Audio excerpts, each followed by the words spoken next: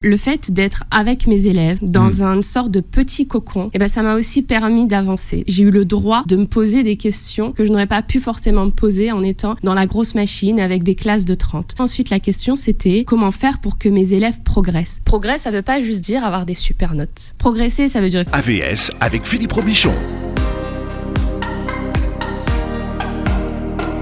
AVS pour À votre santé, bonjour, bienvenue, ravi de vous retrouver. C'est qu'AVS c'est une émission de santé. Alors on va parler de maths ce matin. Et pourquoi est-ce qu'on parle de maths dans AVS aujourd'hui ? Bien parce que figurez-vous que les maths c'est bon pour la santé. C'est pas moi qui le dis, ce sont les scientifiques. C'est bon pour la santé. Puis c'est également bon pour le cerveau. J'ai invité aujourd'hui la boss des maths. Alors c'est pas de moi. Hein. Bonjour Amina Khelil. Bonjour Philippe. C'est le journal Le Parisien qui vous a surnommé Absolument. La boss des maths. À 30 ans, vous êtes ingénieur de formation, double diplômé du magistère de physique fondamentale de la faculté Paris-Saclay et de l'École nationale supérieure des arts et métiers. Vous êtes professeur de physique, chimie et mathématiques, inventeur d'une méthode défi alpha. Alors, qu'est-ce qu'on entend quand on le dit ? Écoutez, en réalité, défi alpha, il y a certaines personnes qui vont entendre le défi. Bon, effectivement, on a un défi à relever. Ensuite, il y a donc le phi et le alpha qui sont de lettres grecques qu'on utilise assez fréquemment dans les sciences. Mais il y a encore un message codé qu'assez peu de personnes le voient. Eh bien, on peut le lire comme D, donc D-E-S, plus loin phi. Donc, et alpha, parce que souvent donc on parle des mâles alpha, et là l'objectif c'était donc de montrer que les femmes peuvent faire des sciences et que quand elles font des sciences, elles le font très bien aussi. Donc, le mâle alpha, c'est le chef de meute quand même. Absolument. Et donc nous aujourd'hui, donc dans la société, dans notre entreprise Défi Alpha, on est aussi une équipe de femmes et que je dis souvent, donc nous sommes des femmes alpha, des filles alpha. Et l'objectif c'est de continuer à attirer davantage de filles dans les sciences pour que ces jeunes filles deviennent également des filles alpha. Bon, vous avez créé un centre de soutien scolaire à Aulnay-sous-Bois, en Seine-Saint-Denis. Alors vous préférez centre de réussite scientifique. Absolument. Et vous avez une plateforme aujourd'hui qui porte votre nom. Mmh. Vous êtes fille d'ouvrier, boursière, vous avez grandi dans le Pas-de-Calais et vous arrivez en Seine-Saint-Denis il y a 12 ans. Et cela, écrivez-vous, ne vous a pas empêché d'être diplômé de l'une des meilleures facultés de son domaine. Et pourtant, vous n'avez pas fait Sciences Po. Pourquoi est-ce que vous n'avez pas fait Sciences Po ? Alors, j'ai toujours été une très bonne élève, c'est-à-dire que sur le papier, j'étais toujours première de la classe, bac mention très bien et tout ça. Et donc dans mon lycée, dans le Pas-de-Calais, du coup en terminale, notre enseignante, notre prof de maths même, nous parle de la fameuse préparation Sciences Po. Et donc, forcément, moi, en tant que bonne élève, j'envisageais absolument toutes les voies possibles. Donc, médecine, Sciences Po, je ne connaissais pas spécialement, mais je sais que c'était prestigieux. Donc, je me dis, Sciences Po, pourquoi pas ? Et donc, elle m'envoie dans le bureau du directeur. Et donc, j'entre dans ce bureau. Alors, pour information, cette anecdote, je n'en ai parlé pour la première fois que dans mon livre. C'est-à-dire que même à mon époux, j'en ai parlé au moment où j'ai réussi à le mettre, à l'écrire sur le papier. Parce que je me suis rendu compte que c'était un choc. Donc, voilà, je rentre dans le bureau du proviseur et je lui dis « Bonjour, monsieur, j'ai entendu parler de la préparation Sciences Po. Je suis une bonne élève. J'aimerais avoir plus d'informations. » Et donc, il me regarde. Et sa question, l'échange n'était pas qu'est-ce qui t'intéresse dans Sciences Po, pourquoi Sciences Po, non, c'était pas ça du tout. Il me regarde et il me dit écoutez, mademoiselle, effectivement, je ne doute pas que vous soyez une bonne élève, mais vous savez, à Sciences Po, il y aura surtout des enfants de cadres, des enfants d'avocats, tout ça. Et donc moi, vous comprenez ce que je veux dire, hein, et donc, forcément un moment de blanc et là je sors du bureau en me disant il est quand même sympa, hein, le proviseur, il veut me protéger, quoi. C'est-à-dire qu'il se dit que si moi je vais là-bas avec les non-codes d'une certaine manière, je vais me planter, donc il est plutôt sympa, quoi. Et donc je sors de ce bureau, je rentre dans mon cours de maths, donc ma prof de maths me dit alors Amina, c'est bon ? Je dis oui, j'ai eu toutes les informations que j'avais besoin et voilà, après ce passage, je n'en ai plus jamais parlé du coup pendant 15 ans, jusqu'au moment où donc j'ai écrit ce bouquin et c'est revenu d'une certaine manière et je me suis dit non mais c'est pas normal, hein. C'est juste honteux de m'avoir dit ça à ce moment-là, arriver dans le bureau avec toute l'énergie et de me prendre d'une certaine manière une claque comme ça alors que je suis quand même une très bonne élève, c'est juste honteux, c'est pas normal. Et aujourd'hui, donc dans ma structure, je me rends compte que j'ai beaucoup d'élèves qui sont confrontés à ce type de discours, donc des petits qui viennent très jeunes, parfois vous savez au collège. On vient et dit, j'ai dit à mon prof que je voulais être pédiatre, on se moquait de moi. J'ai dit à mon prof que je voulais être ingénieur, on s'est moqué de moi. Enfin, mon prof. Et moi, je trouve ça juste scandaleux. On ne peut pas aujourd'hui briser des jeunes aussitôt, et parfois même plus tard, juste parce qu'effectivement, ils ne respectent pas, ils n'ont pas ces codes qui leur permettraient de rentrer dans certaines voies qui sont aujourd'hui des voies d'élite. Et on sait que effectivement, Sciences Po, c'est vraiment Sciences Po, pour le coup, c'est vraiment une école où il y a des codes. Mais il faut un effort. Vraiment beaucoup de codes. Bon. Beaucoup de codes. C'est l'entre-soi. Absolument. C'est l'entre-soi. C'est c'est l'élite. Oui, mais l'élite de la République. Oui, mais ce que j'admire en ce moment donc dans Sciences Po, c'est qu'il y a quand même de leur côté un effort énorme pour justement attirer et casser cette image de nous ne sommes juste qu'une école où on prend l'élite. Il y a des passerelles maintenant. C'est ça, exactement. Mais il faut le saluer. Ça veut dire que faut quand même le saluer. Et voilà. Pourquoi avoir choisi d'enseigner les maths à des élèves de quartiers défavorisés alors que vous étiez promise à une brillante carrière d'ingénieur ? Alors, bon, certainement mieux payé. Certainement surplus. Donc en fait, moi quand j'ai terminé mes études, donc j'avais 23 ans, j'étais aussi déjà maman de 2 enfants. Donc j'ai eu mes 2 aînés pendant mes études. Quand j'ai terminé mes études, honnêtement, je me reconnaissais pas du tout dans les métiers qu'on me proposait. Donc j'avais fait des stages dans la recherche, j'avais fait des stages dans l'ingénierie. C'était des stages intéressants, mais c'était pas comme ça que j'envisageais ma vie. Et donc du coup, forcément, grosse remise en question. Et donc j'ai commencé à donner des cours de maths et de physique-chimie. Mais vraiment, sans me dire ce sera mon métier. Il fallait que je fasse quelque chose. Et c'est ça que j'ai commencé en donnant des cours de maths et de physique-chimie. Et j'ai commencé en fait à Drancy. J'ai commencé à Drancy parce que j'étais dans le 93. Pour moi, c'était vraiment la voie de facilité. C'est que je n'ai pas choisi le 93. C'était vraiment la voie de facilité. Et puis mes premiers cours, c'était juste magique. Mais vraiment magique. C'est-à-dire que je me suis dit, c'est ça que je veux faire. Il y avait tout dedans. Il y avait la transmission, il y avait l'échange, et puis il y avait aussi le fait de voir mes élèves comprendre. Quand j'ai eu l'impression d'être utile. Et donc, du coup, j'ai continué dans le 93.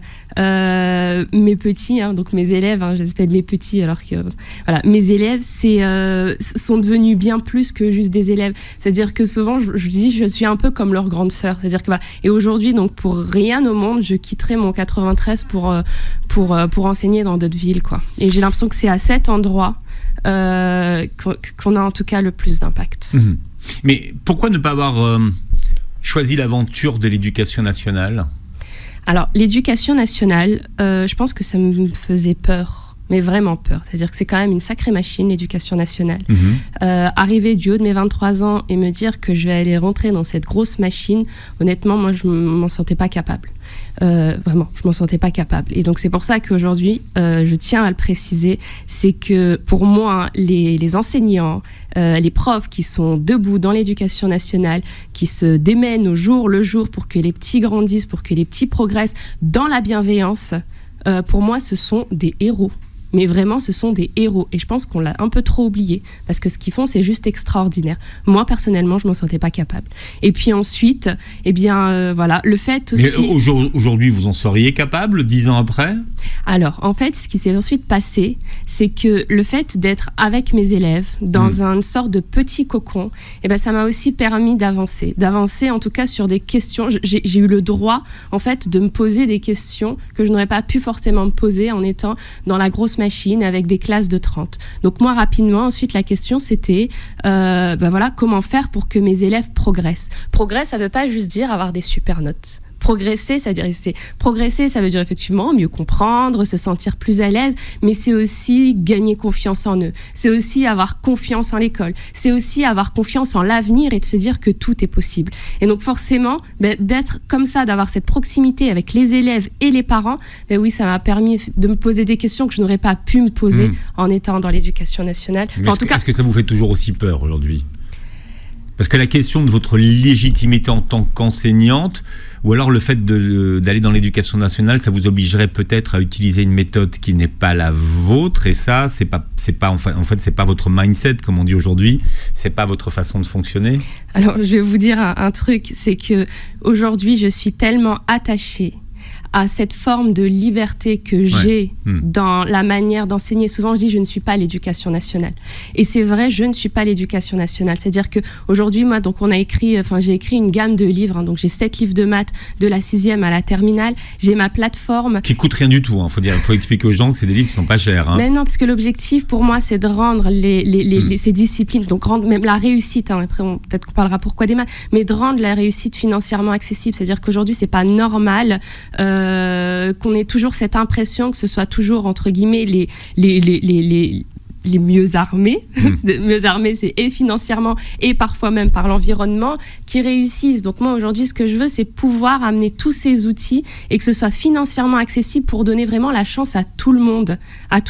Et donc, j'ai le droit, à travers ces outils, d'avoir des codes qui ne sont pas forcément ceux de l'éducation nationale. Voilà. Vous rentriez pas dans le moule. Non, je ne rentre pas dans le moule. Mais en même temps, c'est aujourd'hui ce qui fonctionne avec nos élèves. C'est-à-dire que la force de toute la méthode, de tous nos outils, c'est qu'elle s'est construite avec les élèves et avec les parents. Donc ça veut dire que si à un moment donné, je m'étais rendu compte qu'il fallait dessiner des escargots pour que les élèves comprennent, on aurait dessiné des escargots. Là, tout ce qui a été mis en place, c'est uniquement par de l'expérience de terrain et non de la théorie. Donc ça veut dire que ça colle à ce que les élèves font aujourd'hui, en tout cas à leur manière de comprendre, et il faut continuer de rester connecté au terrain parce que les élèves d'hier, ce ne sont pas les mêmes que ceux d'aujourd'hui et ce ne seront pas les mêmes que ce ne seront pas les mêmes demain. Donc du coup, il faut être capable en tout cas de les écouter et de comprendre ce qu'ils ont besoin en tout cas pour avancer et progresser. Pour comprendre aujourd'hui et quantifier, parce qu'on aime bien quantifier votre expertise, aujourd'hui vous avez vu défiler combien d'élèves? On doit être à plus de 1000. Sur 7 ans, ça veut dire que sur 7 ans, plus de 1000. Et ce qui est aussi intéressant, c'est qu'à aucun moment, donc j'ai commencé, maintenant ça fait 7 ans, à aucun moment je suis arrivée en me disant je dois trouver une méthode pour enseigner les maths, mais pas du tout. C'est-à-dire que, en fait, je faisais ça juste parce que j'aimais ça. Donc, j'étais là, avec mes élèves. Les choses se sont construites, mais vraiment de manière hyper naturelle. Et ça s'est fait, la première phase, en fait, s'est faite sur 5 ans, mais vraiment, en fait, avec cette innocence de se dire, je veux que mes élèves comprennent. Qu'est-ce qu'il faut pour que mes élèves comprennent? Mais c'était un peu un laboratoire. Mais maintenant, oui, je me rends compte que c'était un laboratoire. Mais sur le coup, non. Alors, vous publiez et vous racontez votre histoire, vous décodez votre méthode dans votre premier livre qui s'appelle « Tout le monde peut être bon en maths » chez Marabout. Alors, évidemment, un titre en forme de clin d'œil, mais vous en êtes tout à fait persuadé. Eh oui. Tout le monde peut être bon en maths. Morne, qui réalise l'émission, n'est pas tout à fait persuadé, mais ça repose sur des croyances, le fait qu'on est soit bon ou pas bon en maths. D'ailleurs, les gens vous disent « Oh, de toute façon, moi, je suis nul en maths. Non, mais complètement. Alors attention, je ne suis pas en train de dire qu'on est tous capables de mériter la médaille Fields. Pas du tout. Qu'est-ce que c'est la médaille Fields? C'est l'équivalent, on va dire, du prix Nobel de mathématiques. Oui, c'est ça.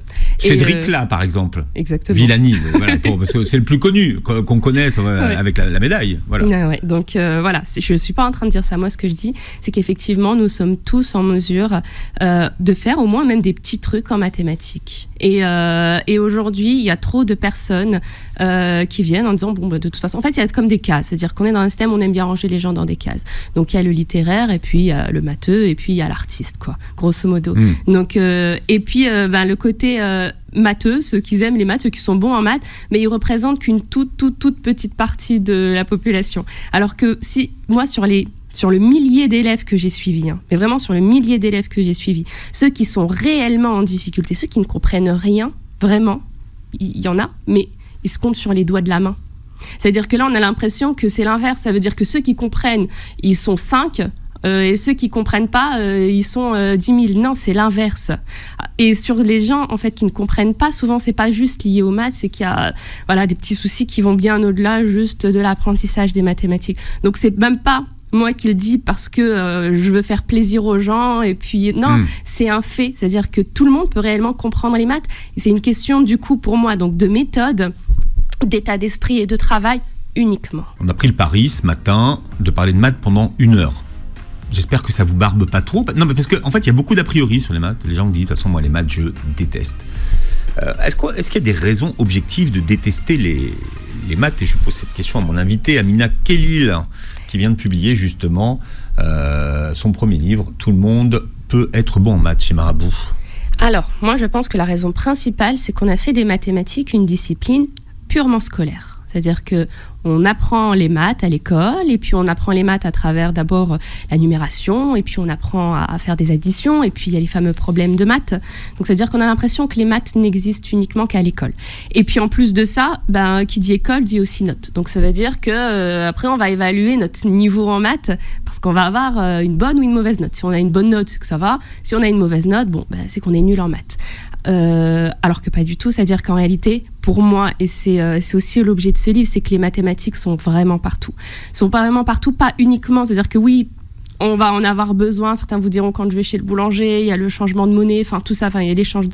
Ouais, effectivement, il y a peut-être des maths partout, mais ça va bien au-delà. Ça veut dire que aujourd'hui, parfois même dans votre manière de raisonner, votre manière de voir un problème de la vie courante, de la vie quotidienne, qui va bien au-delà juste d'un problème de maths, et bien finalement, on est en position d'utiliser un raisonnement mathématique. Et donc pour moi, c'est ça qui importe. C'est-à-dire qu'il y a beaucoup de personnes qui sont convaincues d'être mauvaises en maths parce qu'elles avaient des sales notes à l'école, mais que dans le fond, quand on échange avec elles, quand on voit la manière dont elles raisonnent, on se dit mais c'est impossible quoi. Pourquoi ? Parce qu'effectivement, il y a cette manière, on va dire, de raisonner, d'être capable d'identifier la problématique, d'être capable d'avoir ce raisonnement qui va amener à une conclusion. Et pour moi, ça reste des mathématiques, même si on est sur un problème qui n'a rien à voir avec les maths. C'est quand on prend les petits enfants dyslexiques, souvent, ils ont une façon de trouver le résultat, mais ils n'ont pas le même raisonnement que les autres.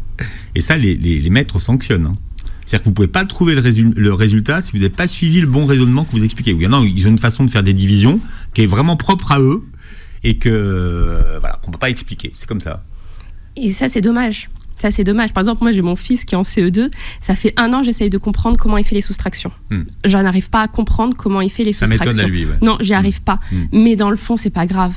Dans le fond, c'est pas grave. À partir du moment où lui, il comprend son raisonnement, il me l'explique, je le vois, qu'il donne beaucoup d'énergie pour m'expliquer que pour lui, c'est évident, mais c'est pas grave. Et en fait, ça aussi, moi, je trouve ça dommage. C'est-à-dire que ce qui est beau dans les mathématiques, parfois, c'est pas uniquement le résultat. C'est vraiment la démarche. Parce que finalement, ce qui va rester, et qui va rester donc même dans la vie, ça va être effectivement cette démarche. Le résultat, parfois, excusez-moi, mais on n'en a rien à faire, quoi. C'est-à-dire que... Et oui, et aujourd'hui, il y a certains enseignants qui vont pas accepter d'autres démarches. Alors que pas du tout. Finalement, dans un problème, il y a autant de possibilités que de personnes. Et ce qui va importer, ça va être est-ce que cette personne a compris ce qu'il fallait faire ? Est-ce que cette personne a effectivement cherché des solutions ? Est-ce que cette personne a proposé des solutions ? Parce que proposer des solutions, c'est aussi important parfois que juste d'avoir le bon résultat. Les maths ont la réputation d'être la matière la plus difficile, vrai ou faux ? C'est complètement vrai. C'est complètement vrai. C'est vrai que c'est la matière la plus difficile ou de la réputation ? C'est vrai pour la réputation. Ouais. C'est vrai pour la réputation et ça se voit dans les chiffres. C'est-à-dire qu'en France, on est les champions du monde, on va dire, en cours particuliers. Hein. Donc les parents ont compris qu'il y avait un problème parfois et donc il fallait donner donc, des cours particuliers. Et en pole position, on a les mathématiques. Donc ça veut dire que oui, pour beaucoup de personnes, les maths, c'est la matière la plus difficile. Maintenant, est-ce que c'est réellement la matière la plus difficile à comprendre ? Moi, à mon sens, je ne trouve pas. Et je ne dis pas ça parce que j'étais plutôt douée en maths. Non, pas du tout. C'est juste que, par contre, j'étais quelqu'un qui travaillait énormément. Je travaillais énormément, je cherchais à comprendre, je cherchais à trouver donc, les méthodes que parfois on ne m'enseignait pas forcément à l'école. Donc, il fallait que j'aille trouver par moi-même les méthodes qui pouvaient fonctionner. Et au-delà de ça, c'est-à-dire que pour moi, c'est aussi une discipline qui est complètement objective. Prenons une copie de philo, prenons une copie de mathématiques. Okay. On a tous eu cette idée où voilà, notre copie de philo, elle vaut 18 avec un prof et puis avec un autre prof, elle vaut 5. Bon, super. En mathématiques, c'est juste impossible. Une copie qui vaut 18 avec un prof, bon, elle va peut-être valoir 16,5 parce que l'autre prof, il est plus exigeant dans la note. Enfin, non, mais au final, voilà. Et donc, pour ça, je trouve que les mathématiques sont juste extraordinaires et que d'un point de vue purement scolaire, c'est certainement aussi la discipline qui, pour moi, permet en tout cas d'avancer vers une forme aussi d'égalité des chances. Et ça, c'est important. Super important. C'est-à-dire que finalement, les matières littéraires, vous parliez de la philo, ce sont pas des matières égalitaires. C'est pas, en fait, si vous voulez, c'est que c'est pas que c'est pas égalitaire, c'est qu'aujourd'hui les matières prenons, voilà, je vous parlais de la copie de philo. La copie de philo, ça demande quand même une forme de bagage culturel qui n'est pas forcément enseigné à l'école et qui va aller plus sur la dimension environnement où l'élève grandit, quoi. Donc ça, c'est le premier. Et ça, malheureusement, mais c'est vrai. C'est-à-dire qu'en fonction de son environnement, on part avec des petits boulets ou pas. Alors que sur la copie de maths, il va y avoir toujours cette question d'environnement qui va être là. Mais en fait, le gap à passer pour les mathématiques, enfin pour les sciences d'une manière générale, il est quand même plus petit. Et donc c'est pour ça que pour moi c'est important. Et c'est important aussi parce que vous savez, quand en réalité on est les fameuses filières d'élite, on va dire, hein, pour moi il y en a trois grandes, hein. Il y en a d'autres, mais il y en a trois grandes. On a grosso modo les écoles d'ingénieurs, on va avoir donc les écoles de commerce et puis on va avoir donc médecine. Ok, les écoles de commerce coûtent une fortune. Et on a énormément C'est au-delà de 10 000 € l'année, et plus tout ce qui va autour, le voyage à l'étranger. Enfin, je ne sais pas comment font les parents aujourd'hui pour mettre 30 000 € par an sur une école de commerce. Donc, et donc forcément, ça veut dire que d'emblée, voilà, si on est un petit où les parents ne peuvent pas supporter ça, c'est-à-dire beaucoup d'enfants, et pas que les enfants des quartiers ou non, c'est vraiment, ça représente. C'est un budget, il faut le dire. Ouais. Ensuite, il va y avoir effectivement donc, tout ce qui est école d'ingénieurs et donc médecine. Et ce sont donc deux filières extraordinaires. Mais en plus, ce qui est beau, c'est que c'est des filières qui sont financièrement ultra accessibles. Par exemple, les écoles d'ingénieurs, aujourd'hui, les meilleures écoles d'ingénieurs sont publiques. Donc ça veut dire, et donc ce que moi je veux, c'est effectivement ça, c'est de dire écoutez, voilà, il y a un moment donné, si vous voulez être en position de choisir une voie d'orientation, vous ne pouvez pas négliger les maths et les sciences d'une manière générale, dont les mathématiques. Et comme la sélection aujourd'hui, elle se fait par les mathématiques. Mais toujours, c'est ça qu'il faut comprendre, c'est que la sélection se fait toujours par les maths. Et c'est pas moi. Pourquoi les maths ? Alors ça, déjà, je sais qu'il y a beaucoup de gens qui n'aiment pas cette idée. Mais c'est pas moi qui le décrète, c'est-à-dire que c'est les faits, c'est-à-dire que la sélection se fait par les mathématiques. Encore une fois, je dis pas que c'est bien, que c'est pas bien, non, c'est vraiment comme ça. Et pourquoi, honnêtement, alors moi j'aurais envie peut-être que l'éducation nationale pourra nous donner un peu plus d'éléments, mais pour moi, je pense qu'effectivement la sélection continue de se faire par les mathématiques parce que la force des mathématiques, c'est qu'on est capable, on va dire, d'une certaine manière de trouver des solutions. C'est-à-dire que ce que permet les sciences, c'est vraiment d'être capable d'identifier une problématique et de trouver une solution. C'est-à-dire que, et dans la vie, que ce soit personnel ou même professionnel, en réalité, on est constamment face à des problèmes. Et l'objectif, c'est de trouver des solutions. Et donc, les mathématiques, pour moi, je dis qu'elles offrent finalement un terrain de jeu qui n'est pas dangereux. C'est-à-dire que si on prend la mauvaise décision, on ne prend pas le risque d'avoir l'huissier de justice qui vient taper à notre porte. Pas du tout. Donc, du coup, c'est un super terrain de jeu pour apprendre d'une certaine manière à se modeler pour aller vers ce cheminement qui va effectivement nous permettre à la fin de trouver des solutions, peu importe la discipline. Mais ça vous paraît donc sensé que la sélection passe par les maths ? Alors moi je trouve pas ça scandaleux, c'est pas finalement quelqu'un qui peut réussir, c'est quelqu'un qui est bon en maths, c'est ça que ça veut dire. Le problème, c'est qu'est-ce qu'on met dans quelqu'un qui est bon en maths. Le problème, il est là, c'est-à-dire que la difficulté, c'est comment on va qualifier quelqu'un qui est bon en maths. Parce qu'aujourd'hui, dans notre système scolaire, on va qualifier une personne qui est bonne en maths uniquement avec ses notes. Et donc forcément, on en perd quelques-uns entre-temps. Mais donc dans le fond, se dire qu'il y a les mathématiques qui effectivement nous aident en tout cas permettent d'une certaine manière d'identifier les personnes qui vont peut-être être capables d'avoir un raisonnement logiques, organisés, qui sont aussi capables d'avoir, qui ont développé une bonne capacité donc de pensée critique et compagnie. Dans le fond, ouais, je trouve ça bien. Alors plusieurs idées reçues. Alors il y en a deux que j'aimerais vous faire commenter. C'est les maths, c'est héréditaire, donc il y a des familles de matheux. Et deux, les garçons sont meilleurs en maths que les filles. Ouais, ça c'est deux belles idées reçues qui sont effectivement juste des idées reçues. On a effectivement l'impression que dans les mathématiques, il y a une forme de génétique qui entre en jeu, alors que pas du tout. Pas du tout. Il n'y a pas des cerveaux de matheux qui se transmettent de génération en génération. Pas du tout. Et puis, il n'y a même pas de cerveau de matheux. Il n'y a pas de cerveau de matheux. Ça veut dire que, justement, les mathématiques, ça, c'est un terrain de jeu. Donc, mettez un élève devant un problème de maths. Alors, ouais, peut-être qu'au début, il n'y arrivera pas. Mais montrez-lui comment faire. Montrez-lui comment faire et forcément, il va y avoir des connexions qui se feront au fur et à mesure. Alors, peut-être qu'au début, il saura faire un truc qui, pour vous paraîtra évident. Mais en fait, c'est les petits pas qui va pouvoir... c'est ces petites étapes dans sa progression qui vont ensuite le permettre de comprendre et de voir ce qui se passe dans les mathématiques. Donc non, et moi, ce qui est marrant, c'est que oui, on a beaucoup de parents qui viennent en nous disant, bon, bah, moi, je suis nul en maths, mon fils, il est nul en maths, tout le monde est nul en maths. Et puis, on arrive à faire en sorte que le petit est plus nul en maths. Bah tiens, c'est marrant. On transmet sa nullité en maths, en fait. Ou alors le rapport qu'on avait soi-même élève en maths. C'est plutôt ça. Ouais. Ça veut dire que forcément, en tant que parents, nos enfants sont des éponges. Donc, et pour moi, je dis souvent qu'en tant que parents, pour nos enfants, on est le meilleur exemple. Donc quand l'enfant il arrive et qu'il voit bien que ses parents, son père, sa mère étaient plutôt pas super bons en maths, il arrive et d'emblée va se dire non mais de toute façon mon père il est nul, ma mère elle est nulle et moi je suis nulle. Et le pire c'est que le parent il va trouver ça presque normal, c'est-à-dire que il se dit bon comme moi j'étais nul en maths, je peux pas attendre de lui qu'il soit extraordinaire quoi. Et donc forcément ce petit équilibre super instable m'a fait que oui, il y a cette croyance et donc le petit il part en se disant je suis nul en maths. Tant que chez nous on est nul en maths. Ouais. Alors pour les filles, on a constaté que plus on montait dans les niveaux et des filières scientifiques, les filles disparaissaient. Donc est-ce que ça veut dire que les filles sont moins bonnes en maths que les garçons ?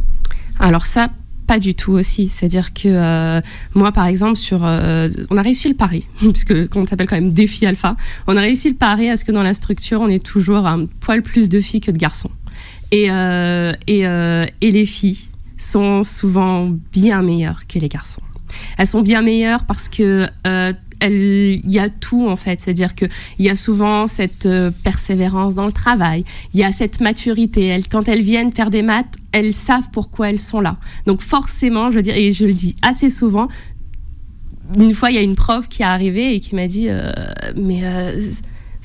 sont extraordinaires quoi les filles qui sont ici. Souvent je dis ce sont des missiles quand elles s'y mettent, mais effectivement, donc non, pour la première question c'est non, les filles ne sont pas plus mauvaises que les garçons en maths. Et je pense, moi, personnellement, bien au contraire.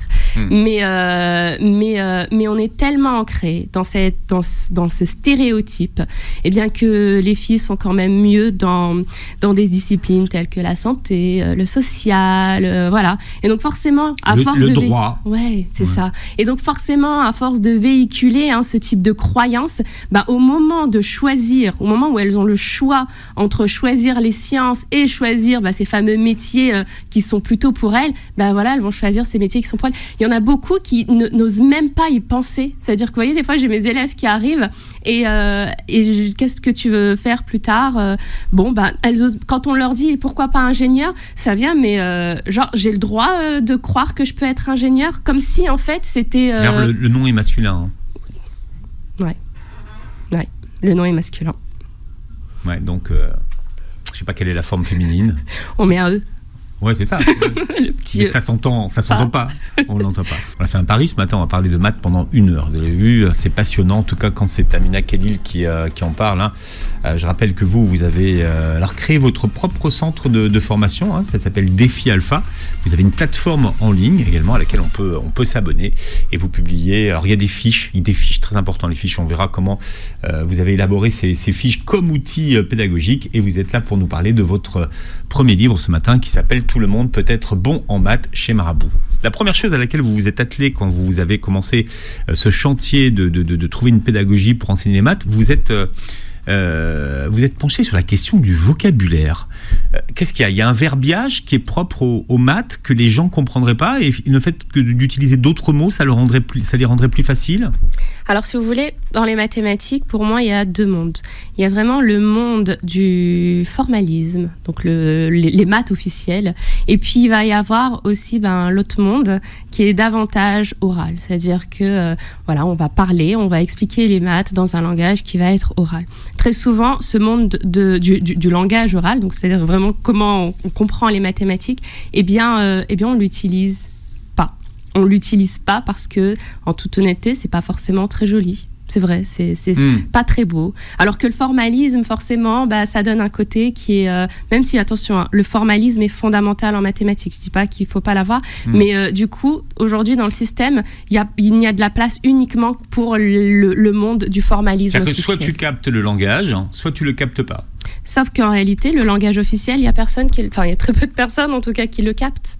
C'est ça qu'il faut voir. C'est-à-dire que le langage officiel, il y a très peu de personnes qui le captent. Vous savez, moi, parfois, quand je lis une nouvelle définition ou n'importe quoi en mathématiques, je dois la lire, mais au moins 20 fois, à relire la même phrase. Et après, je me dis, mais purée, mais c'est ça qu'il voulait dire, en fait. Et le fameux, c'est ça qu'il voulait dire, en fait. Eh bien, moi, aujourd'hui, je l'utilise, mais de manière complètement décomplexée. Et au-delà de juste le dire, je l'écris. Et je l'écris à travers donc, les fameux livres, là, mes fiches de maths. Pourquoi ? Parce que l'oral, on a tendance parfois à l'oublier. Donc quand je vais donner cette explication orale à mon élève, il aura super bien compris sur le coup et donc il va pouvoir faire ses exercices. Mais une fois qu'il rentre à la maison, eh bien, il va se dire attends, Amina, elle m'a expliqué quelque chose, je me souviens plus. Et comme il n'y a pas cette trace écrite, puisque c'est juste dans le monde de l'oral, du coup, il va être bloqué. Et en regardant, donc voilà, c'est-à-dire que nous, dans ces livres, donc on ose parler, mais aussi on ose du coup l'écrire. Parler les maths dans un langage qui est courant, un langage que tout le monde peut comprendre. Et puis après, une fois que la compréhension est là, on passe au formalisme parce que oui, en maths, il y a des codes, il y a une manière d'écrire. C'est aussi ce qui rend les maths finalement universelles. Ouais. Et oui, et donc s'il n'y a pas ce formalisme, on ne peut pas communiquer d'une certaine manière avec les maths. Alors vous, la base de la méthode, c'est une fiche, une notion. Oui. Pourquoi ? Parce qu'en fait, quand j'ai commencé, il y a deux phrases qui pour moi ont été fondamentales et que 99,9% des élèves me disent et que nos nouveaux élèves nous disent. La première, c'est je comprends ce qui se passe en classe, je comprends plus ou moins mon cours, je l'apprends par cœur, mais je suis incapable de faire les exercices. Pour moi, passer des heures en classe à prendre un cours qui ne nous permet pas de faire des exercices, c'est qu'il y a un problème quelque part.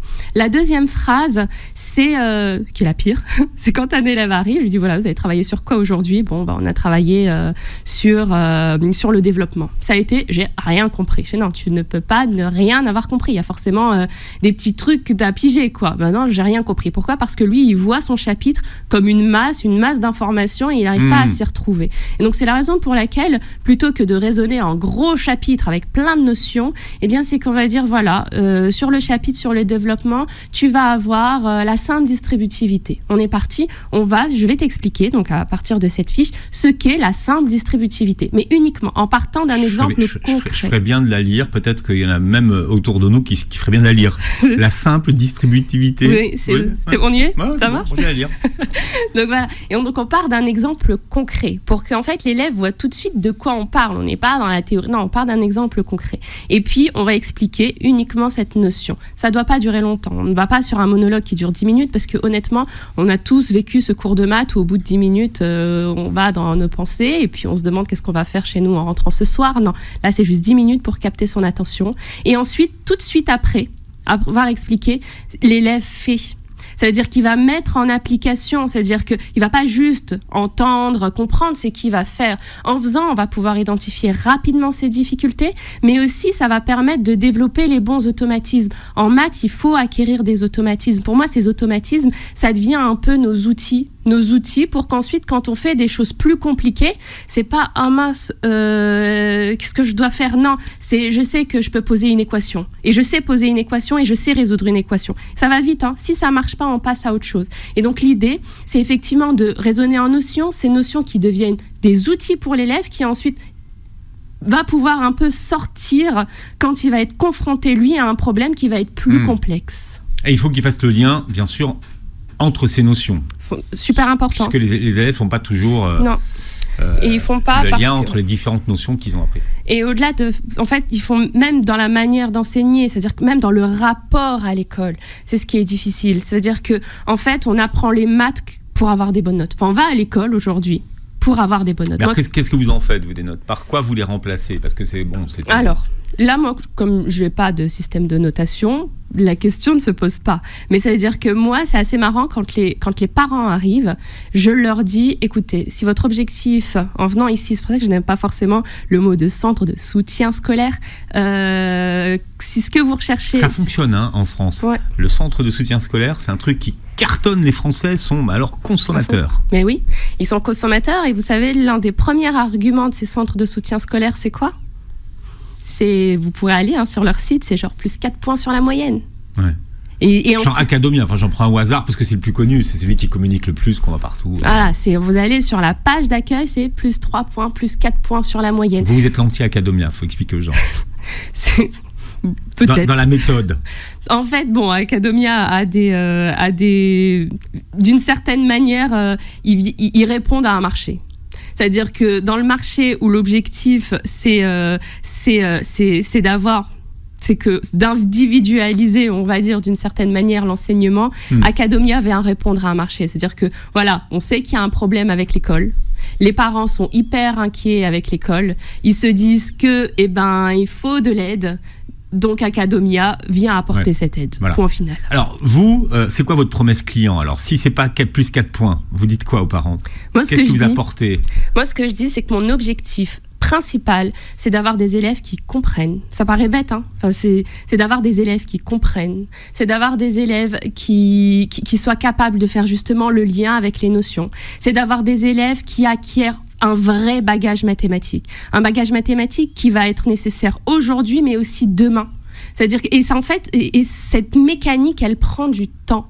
C'est-à-dire que moi, aujourd'hui, vous me ramenez n'importe quel petit qui a un contrôle, je le fais bachoter, je vous assure, il aura son plus 4 points sur la moyenne. Il l'aura. C'est-à-dire que je sais plus ou moins... Oui, mais vous avez dit un mot affreux. Ouais. Bachoter. Voilà, ouais. Il faut bachoter. Et en fait, ce qui, moi, me rend dingue aujourd'hui, mais vraiment dingue... Alors attention, je ne dis pas que les notes sont pas, entre guillemets, importantes. Je ne dis pas qu'il faut arrêter de noter les élèves. Mais moi, aujourd'hui, ce qui me rend dingue, c'est que la finalité de l'école, c'est justement pas ce que je suis en train de dire. C'est pas que l'élève comprenne, c'est pas que l'élève acquiert un bagage qui va être solide pour maintenant et pour la suite de ses études. Ce qui est important aujourd'hui dans le système actuel, c'est d'avoir des bonnes notes. Quand l'élève rentre de l'école, l'une des premières questions qu'on pose à notre enfant, c'est « T'as eu des notes aujourd'hui ?»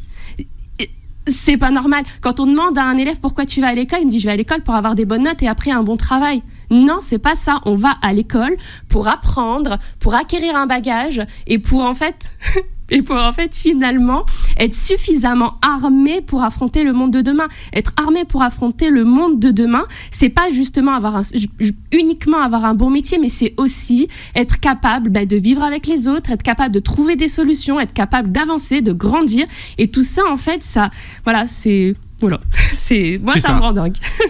Vous avez été une bonne élève. Et ce que j'ai compris de votre histoire, c'est que vous avez été confronté à des problèmes de compréhension quand vous êtes arrivé en prépa. Qu'est-ce qui s'est passé à ce moment-là, dans votre parcours? Qu'est-ce que vous ne compreniez pas? Ça allait beaucoup trop vite. Ça veut dire que ce qui était devenu important, justement, c'était pas de comprendre. C'était d'absorber l'information et d'être capable de la restituer au moment où il fallait. Alors même pour une bonne élève, ça peut aller trop vite quand on est... Mais en fait, on arrive tous à peu près à un moment donné, entre guillemets, à nos limites. Voilà, moi j'ai toujours eu besoin de prendre le temps. C'est-à-dire que moi, quand on me parle, je suis quelqu'un qui n'est pas spécialement spontané. Quand on me parle, j'ai besoin de réfléchir. Et en fait, jusqu'en terminale, j'ai toujours eu le temps, après un cours, de pouvoir me poser, de le reprendre, de réfléchir, de me questionner. Arrivé en prépa, en fait, c'était plus possible. On me donnait une masse d'informations. Et non, fallait juste l'absorber. C'est pas grave si t'as pas bien compris dans le fond. Fallait juste l'absorber. Et puis il y a aussi tout l'autre état d'esprit qui m'a étonnée, c'est que vous savez, il y a très peu d'élèves qui vont en prépa et soi-disant on est plutôt les bons élèves. Et je me souviens par exemple de cette remarque d'un prof de chimie, qui nous rendait nos fameux contrôles. J'étais dans une très bonne prépa. Okay. Il nous dit, c'est ça le niveau de notre soi-disant élite française. Je suis sortie des 2 ans de prépa. je pensais que j'étais nulle.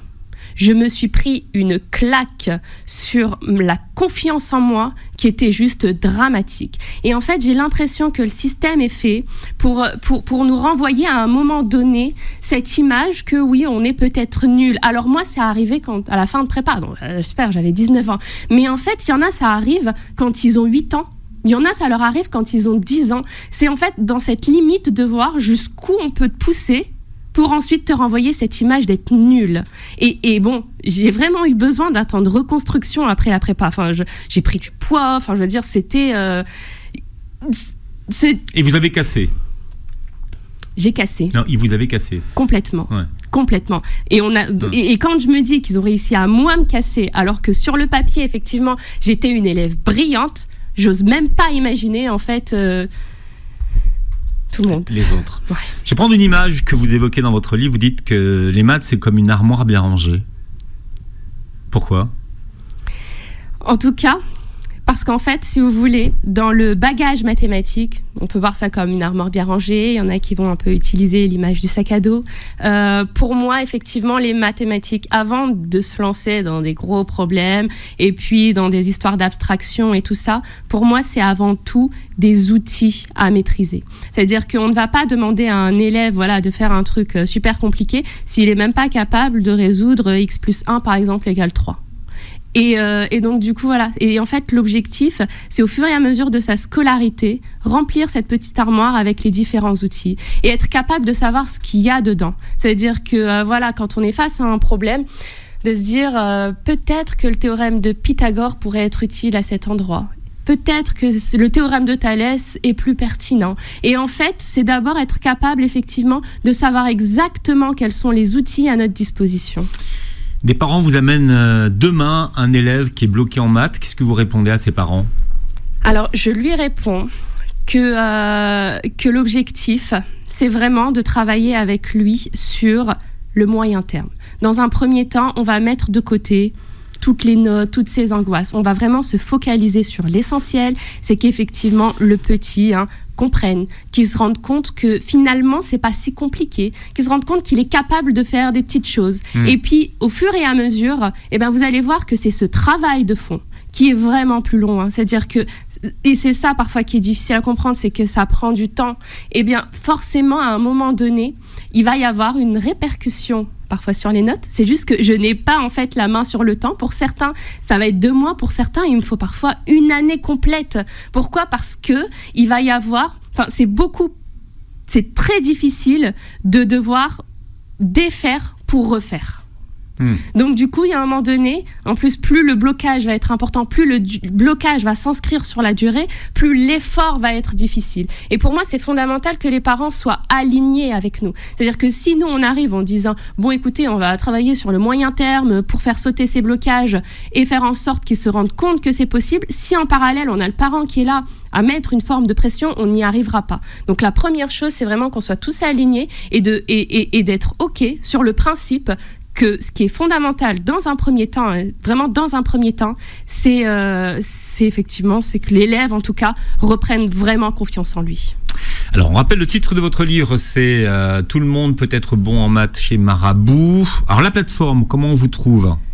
Alors, il faut aller tout simplement sur le site defialpha.fr. Donc, Defi Alpha, c'est D-P-H-I-A-L-P-H-A. Et du coup, dedans, vous allez retrouver les livres et on retrouve également donc l'accès à la plateforme. La plateforme, c'est pour moi, j'ai mis dedans, il y a tout mon savoir. C'est pas compliqué. C'est-à-dire que tout ce que moi je sais, tout ce que moi j'ai compris, tout ce que moi j'ai appris, en tout cas donc de la 6e à la terminale, on n'a pas encore fait le primaire parce que j'y réfléchis et ça prend du temps. J'ai mis dedans absolument tout ce que je sais.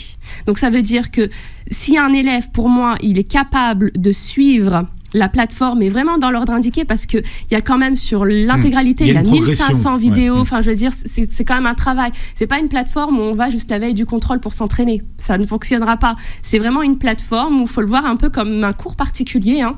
Mais voilà, c'est-à-dire que souvent je dis aux parents, prenez un créneau fixe dans la semaine, un peu comme s'ils venaient en cours avec nous, et ils suivent les exercices dans l'ordre indiqué, parce que pour vous dire, c'est exactement ce que nous faisons en classe, dans la structure, qui a été retranscrit sur la plateforme. Mais au lieu d'avoir donc un prof qui va venir donc expliquer, ce prof c'est moi, c'est-à-dire que j'ai fait l'intégralité des 1500 vidéos sur la plateforme et je donne aux élèves vraiment tout ce que je sais. Donc pour moi, un petit qui le suit, un petit qui travaille sérieusement, il a dedans tous les outils pour y arriver. Amina Khelil, merci d'avoir été avec nous, d'avoir partagé votre passion des maths et de la vie. Vous réécouterez l'émission en podcast sur beurrefm.net et sur les plateformes qui reprennent l'émission. Vous verrez la vidéo sur la chaîne YouTube. Merci de nous avoir prêté vos oreilles et passez une très belle journée santé sur Beurre FM.